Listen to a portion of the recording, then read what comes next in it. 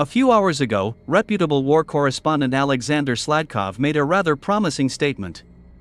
In particular, he officially confirmed that the recent massive missile attack on Ukraine, using Orshkin ballistic missiles, proved so effective that the Kiev regime reduced drone attacks on Russia by 70%.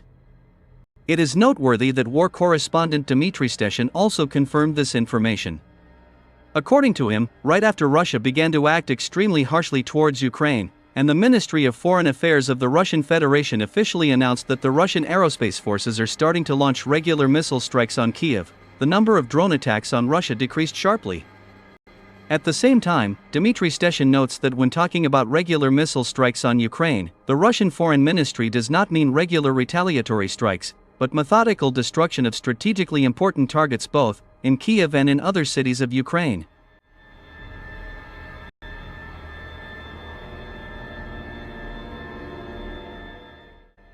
My dear truth seekers, let me remind you that on May 25, Russian Foreign Minister Sergei Lavrov officially announced that Vladimir Putin had ordered the Russian army to launch systematic missile strikes against facilities located in Kiev that are used for the needs of the Ukrainian army.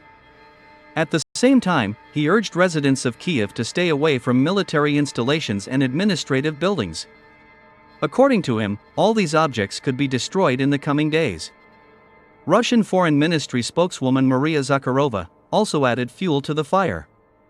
She called on foreign citizens and representatives of foreign diplomatic missions to leave the Ukrainian capital as soon as possible. According to her, there are currently no safe places in Kiev, because military installations and administrative infrastructure are dispersed throughout the city. At the same time, she noted that the Ukrainian drone strike on Starobilsk, which killed innocent children, was the last straw for Russia. Maria Zakharova claims that systemic missile attacks on Kiev will continue until Ukraine ceases to pose a threat to Russia's national security.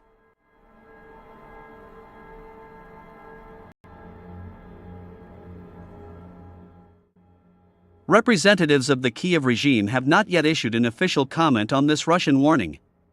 However, even the Ukrainian TG channels acknowledge the fact that right after a record number of Russian hypersonic missiles, including Orshkin ballistic missiles, hit Kiev, Ukraine significantly reduced the number of drone launches towards the Russian Federation.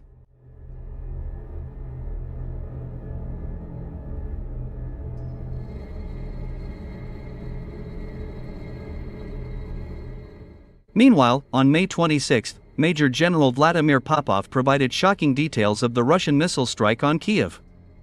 According to him, Russian Zircon and Kinzhal hypersonic missiles, along with the ballistic missile Orshnik, wiped out dozens of strategically important targets in Kiev. Furthermore, he also noted that in addition to the destroyed underground bunkers in Kiev, Ukrainian and NATO forces also suffered heavy losses during the Russian attack on a military airfield, located 35 kilometers from the city.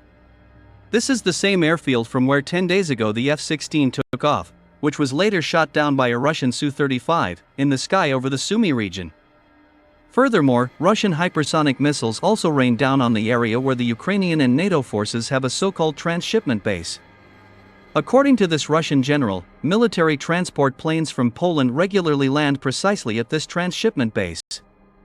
As it turned out, on the night of May 24, NATO forces lost not only their officers, who were hiding in underground bunkers in Kiev, but also one military transport plane at this base. By the way, Ukrainian and Russian sources confirm that after the Orshnik strike on Kiev, zinc coffins are still arriving in the Polish city of Rzeszów. All this indicates that during the missile strike, Russia knew exactly where the Ukrainian and NATO officers were located.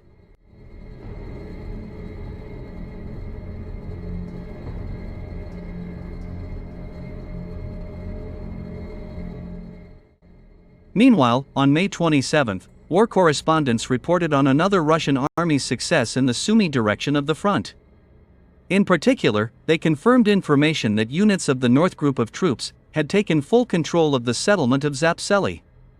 Thus, the Russian army has completed the clearing of the so-called Krasnopolsky Ledge from the enemy to the southeast of Sumy and reached the west of the previously liberated settlement of Miropol. My friends, let me remind you that in August 2024, the Ukrainian army and foreign mercenaries used the settlements of Zapsely and Miropol to invade the Kursk region. However, now, in 2026, the Ukrainian army has not only lost these settlements, but also continues to retreat into the depths of the Sumy region. At the moment, the Russian army continues to advance on the strategically important city of Sumy from both the north and the east. As of May 2026, the distance from the settlement of Zapsely to Sumy is 25 kilometers. As for the north, here Russian troops approached Sumy at a distance of 13 kilometers.